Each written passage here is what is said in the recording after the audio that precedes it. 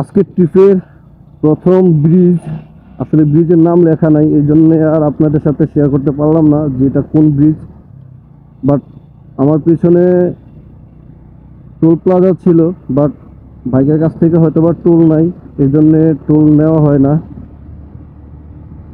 তো আজকে যাচ্ছি হলো বরিশাল থেকে কুয়াকাটা। আজকের ব্লগে আপনাদের সাথে শেয়ার করার চেষ্টা করব বরিশাল থেকে কুয়াকাটা যেতে যেতে আমি কি কি অ্যাক্টিভিটি করি, কোথায় দাঁড়াই, কোথায় ঘুরি, কোথায় খাওয়া দাওয়া করি, কি করি, এ টু জেড।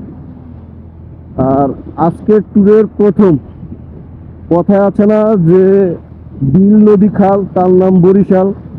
এই বরিশালের আজকের প্রথম আমরা আমার বন্ধুর বাসা থেকে বের হওয়ার সময় যে নদীটা দেখছি এটা হচ্ছে ওই নদী, বাট নদীর নাম আমি জানি না।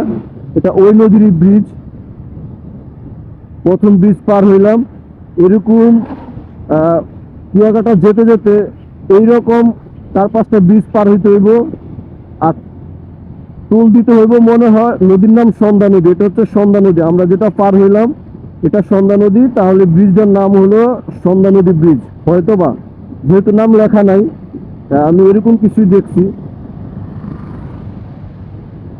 তো যেতে যেতে এরকম আরো সামনে 4-5টা ব্রিজ আমাদের ক্রস করতে হবে। এর মধ্যে হয়তোবা দেখা গেছে সবগুলোতেই টোল দিতে হবে, এটাতে তো টোল লাগে নাই।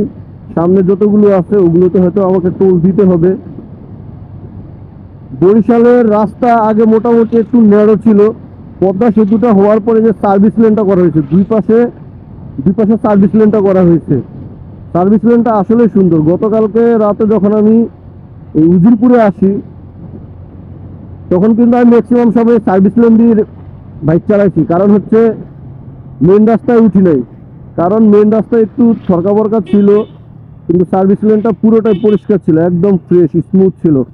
তো এই জন্যে সার্ভিস লেন দিয়ে চালাইছি। আর সেকেন্ড কথা হলো রাত্রে প্রচুর পরিমাণে বাসের চাপ ছিল, তো এই জন্য আর মেন রাস্তায় উঠি নাই। যেহেতু এই রাস্তাটা আমার জন্য নতুন, এই এরিয়াটা আমার জন্য নতুন, সেম এখানকার যত যানবাহন আছে সবগুলোই আমার জন্য নতুন। তো এই জন্য আর রিস্ক নিয়ে আমি আমার মতন করে নর্মালে রাইড করছি। তো উঠে বললাম বরিশাল হাইওয়েতে, ঢাকা বরিশাল হাইওয়ে। সেখান থেকে যাব আবার হচ্ছে বরিশাল কুয়াকাটা বা বরিশাল পটুয়াখালী হাইওয়েতে। এখন যাবো বরিশাল সদরে।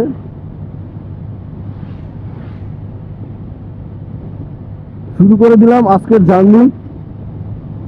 আর পদ্মা সেতু হওয়াতে বরিশালের মানুষ এখন ম্যাক্সিমাম প্রায় 80% লোকে বাসে আসে, কারণ হচ্ছে বাসে আসলে ওনাদের সময় লাগে কম, আর যদি লঞ্চে আসে তাহলে সময় লাগে বেশি। দেখা যাচ্ছে আজকের ট্রিপের সেকেন্ড 2 নম্বর সেতু।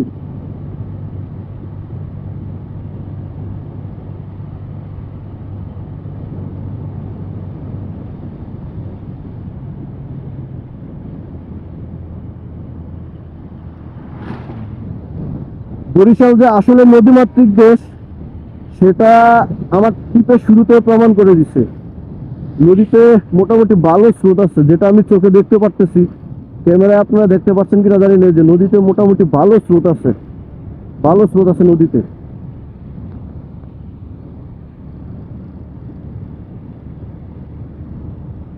আর বন্ধুর বাসা থেকে বের হলো সকাল 8:30টায় বের হই, এখন বাজে হচ্ছে 15:09।